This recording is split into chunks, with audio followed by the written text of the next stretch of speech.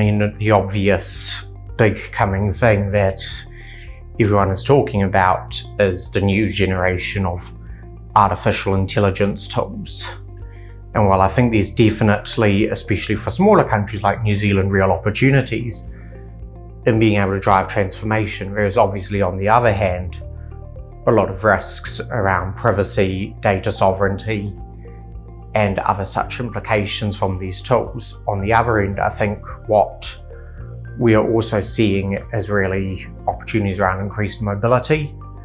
One of the things we have seen coming out of the pandemic is obviously the fact that our workforce is more and more distributed. It's less in the same place. So all the different back-end technologies that enables that, whether it's secure remote connectivity tools or it's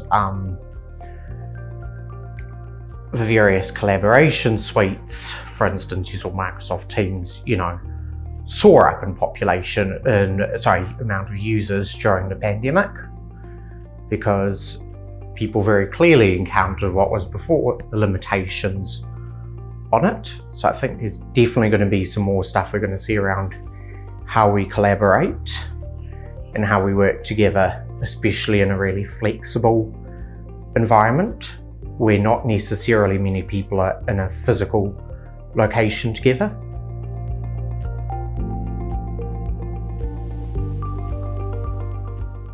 I see the crucial elements that are going to enable innovation in New Zealand needing to happen a lot more down the stream. So in education, what we do to help our tamariki and rangatahi, so our young people, how we give them the skills and the knowledge for them to thrive in our very more digitally enabled world.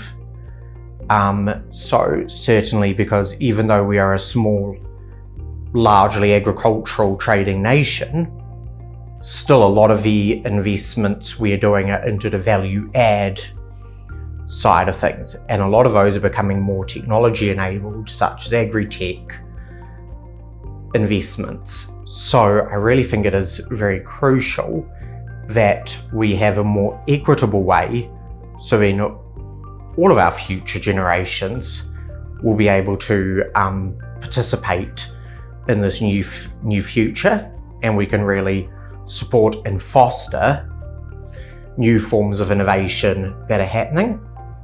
And I think this is essential so that New Zealand can thrive in this current world we are in, where things are going to be more and more digitized.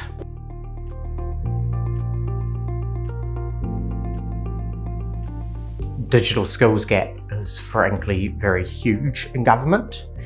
Everywhere I've seen, we're a small country with a relatively small public sector workforce. While our public servants do have a great amount of knowledge, we haven't necessarily been best at helping to get more people into that and attract people into our public sector from our universities or from our schools or whatever pathways they are into our public sector workforce. I think definitely, so obviously we need to really put a lot more investment into education, but also as government we need to do a lot as to how we attract and retain and also develop all our bright young talent, because New Zealand turns out a large amount of really bright, incredible people. But then on the other hand, we've got to make certain that this is equitable. So then we're getting as many New Zealanders that represents the broad nature of Aotearoa into this public sector workforce.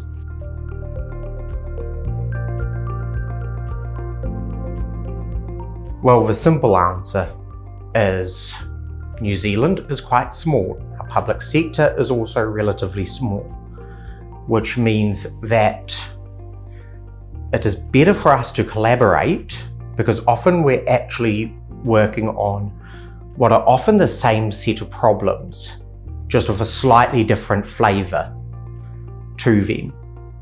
And so therefore, if we share the knowledge as to how we do things, the lessons we have learned with our other public sector agencies where possible for various reasons, then it's going to significantly shorten the amount of cost and time for us to then deliver on what it may be that's going to help the citizens and the people of Aotearoa.